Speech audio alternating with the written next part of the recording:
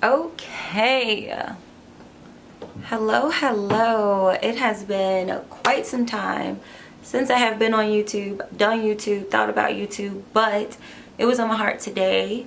And I'm actually in a pretty interesting season of my life right now. I have walked away from a situation that I thought would be in my life. If not romantically, at least as a friendship. And this is kind of the first time that I've had to really do this. I know it sounds weird, but I never really walk away. I've always been the type of person that pushes other people away to the point where they leave me. Maybe just out of my codependency and trying to be nice, but I've never been the person to end something and really leave. I push people away until they leave. You have to really piss me off and do something unforgivable to get me to walk away first. At least you used to. That's something that's changing, and as that's changing, I kind of want to talk about it because I feel like, so many other young women are probably going through things like this, but as women, we don't pour out into other young women as they're going through their 20s, early 20s while you're coming out, or going into their late 20s as you're going into your 30s. I think it's just so important to reach back and tell them, because they're literally entering a milestone that you're about to exit. So for me, early 20s, that was kind of how I did. I mean, teenager, I was a mess. I would leave. I would dump anybody. But in my early 20s, I became really vulnerable, really sensitive. And I just wanted to hold on to things. I don't know why. I had this scarcity mindset where it was just like, if I let go, I'm not going to find something else. I'm not going to find something better. I had this scarcity mindset, and I would hold on to everything. We'll go into a story time another time. But yes, I had to realize that didn't really get me anywhere. That didn't help me accomplish anything, any goal, any dream. It slowed me down, and it communicated to the person that I was holding on to that I didn't know my own value. And so eventually that made them feel that I can be mistreated. Whether they felt that way consciously or subconsciously, if you don't know your value, I don't have to know your value, so I can treat you any kind of way, right? It wasn't until I kind of took my power back, went through this long journey of healing, went through this growth of finding my independence, finding who I am, spending time with myself, becoming more educated, earning more income, more finances, like exploring and expanding the way I live, getting a passport, right? All of these things to propel me and kind of show me who I am first before I try to make somebody else kind of know who I am. I think Beyonce said, like, make sure you have a life before you become a wife. And that's very important. So all of that to say, here I am now in my late 20s, and I've learned some things, okay? I've learned some things that I would like to share. I would like to share this journey that I'm about to go on with you guys, this being newly single and starting a whole new career. I'm doing this spiritual retreat in a week, and I would love, that's a whole nother story. We're gonna talk about that. So as you guys can see, I have so much stuff to talk about, but what I want to do right now and how I want to bring you guys on this journey with me initially is just, we're gonna talk about relationships, breakups, leaving people with grace so that you can heal. So that's what this video is about. I have about 5 pointers that I'm gonna touch on, things that I've learned, tools that I've gathered that I think really helps when you're ending a situation, a relationship, and it wasn't your decision. It wasn't something you planned, right? Sometimes breakups are planned. We kind of know this is coming to an end, or we're outgrowing each other. But sometimes someone just does something so hurtful. They betray you, they abuse you, they talk to you or show you a different side of them that you've never known was inside of them, and you don't have a choice but to leave, right? And that's when things become really complicated, because I feel like there's a battle between the version of you that thought this person was who you thought they was, and then the version of you that's trying to accept the reality of who they've shown you that they are. And those two people sometimes really go at it, and it's hard to say who's going to win. I know, again, in my early 20s, the most mature person didn't always win, you know, even though this person was abusive, and not necessarily physically, it could be mentally, verbally, emotionally, financially, and not treating me in the way that I know I deserve, the way that I know God would want me to be treated. And when I say God, I use that term very loosely, but just not treating me up to par. That part of you that wanted to see who you thought they were, this idealized version of them, sometimes stay trying to get them to be that version instead of just understanding the reality of who they're showing you, like who they currently are. Because this is them. Everybody knows when you first meet people, we have a representative.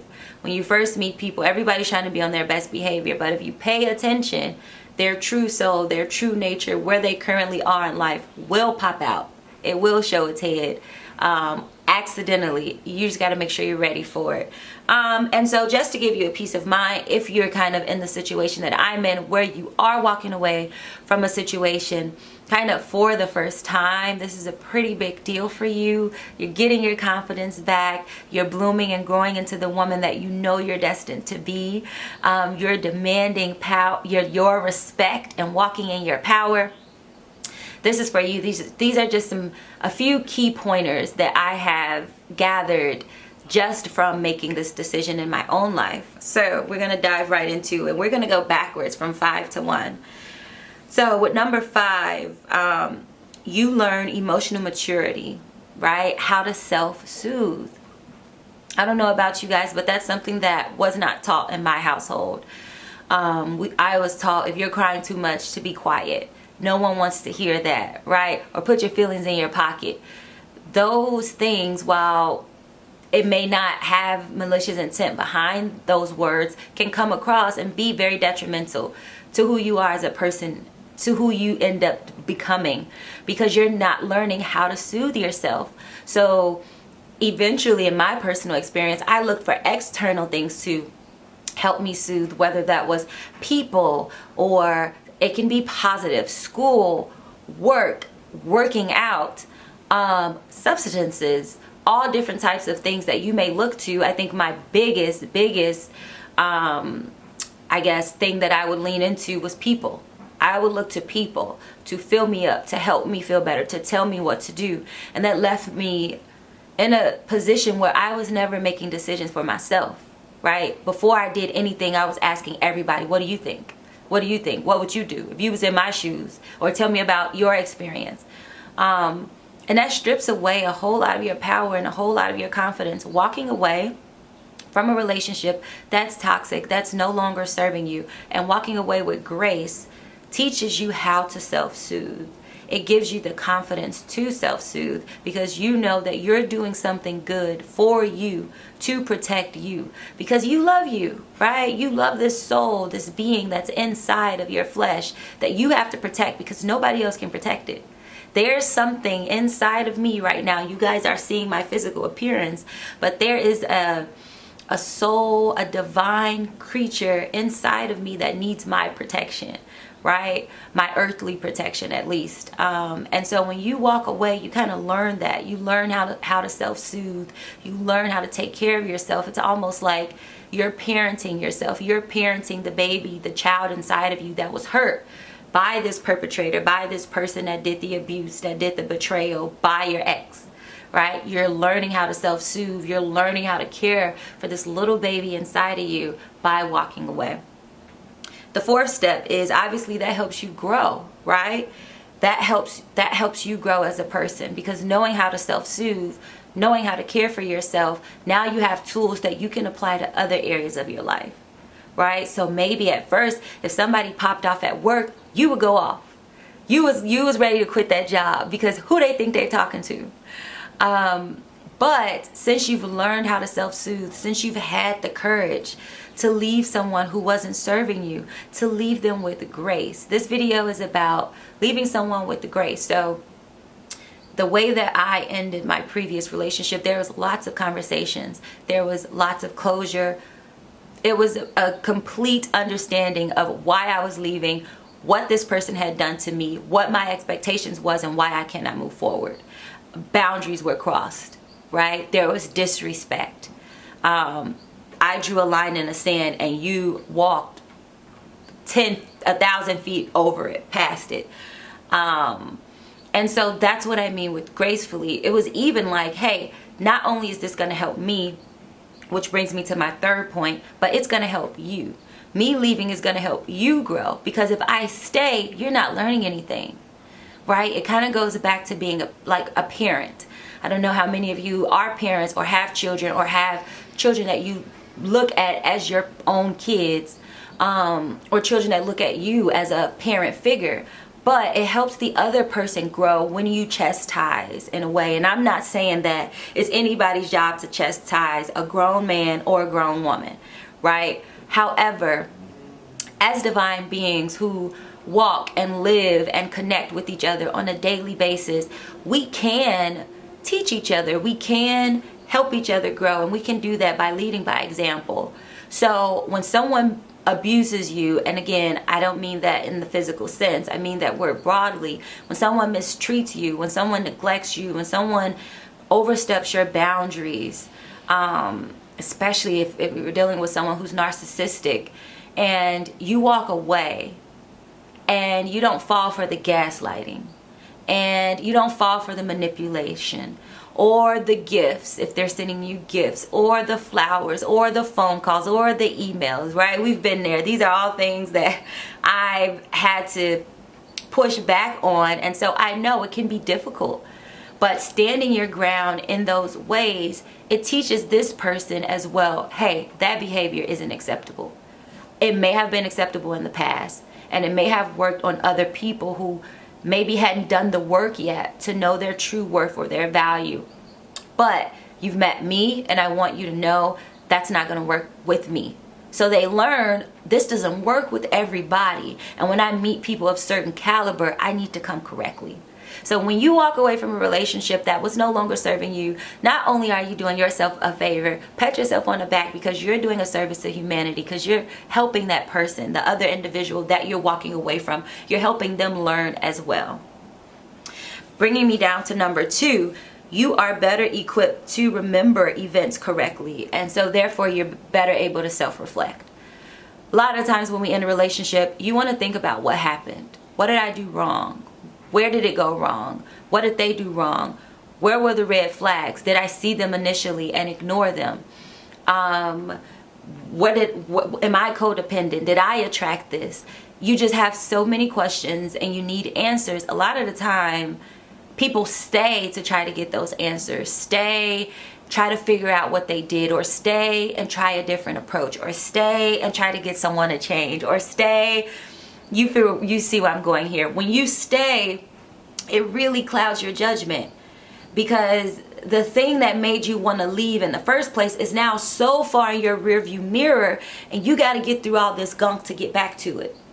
Because as you stay, more gunk is going to pile up, more gunk is going to pile up, more gunk is going to pile up. Then the reason with why you were hesitant or doubtful about the relationship in the first place is so pushed back.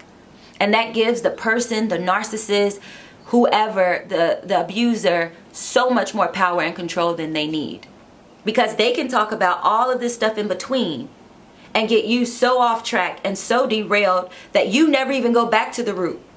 So sometimes you leave for something that happened in between, not realizing you never even got to understand the problem with why you stayed. It becomes a big chaotic mess. So when you leave someone, as soon as they do something wrong, as soon as they cross your boundaries, it gives you the space and the clarity to remember things clearly. You're not vulnerable to being gaslit. You're not vulnerable to being manipulated or emotionally abused. You left as soon as this happened, and you kind of have your gears in place to remember correctly. No, you did this and this is why I left. Oh, you can't change my mind. Nope, you can't make me think it happened another way. Nope, you can't lie about it. Nope, you can't.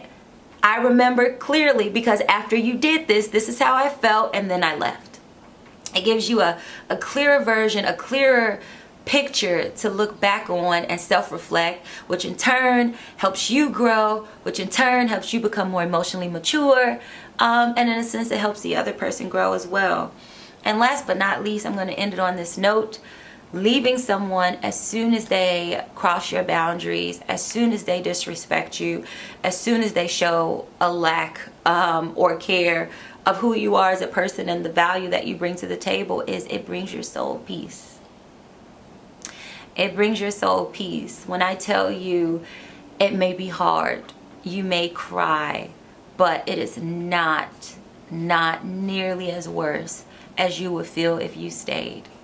And I know some people need to hear this right now, because in the back of your mind you're thinking, if I just go back, right, that's familiar to me, that's normal to me, I know what to expect. But I promise you, sometimes the unknown, as scary as it is, is way more peaceful.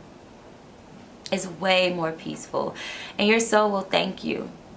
It will thank you for protecting it. It will thank you for loving it. It will thank you for putting it first, for putting you first, for deciding for once to not care about what anybody else was thinking or going through, but to sit in a space and think, how do I feel? How is this affecting me? Where am I mentally? Is this good for me mentally? And if it's not, if it doesn't bring you joy, if it doesn't bring you peace, you have all the power and all the capability to walk away. Your soul will thank you. Your future self will thank you. And you will look back and be extremely proud. So I'm glad that I was able to put out this video. If you guys want to join me on this journey as I go through my own healing process, I invite you. Ashe. Bye, loves.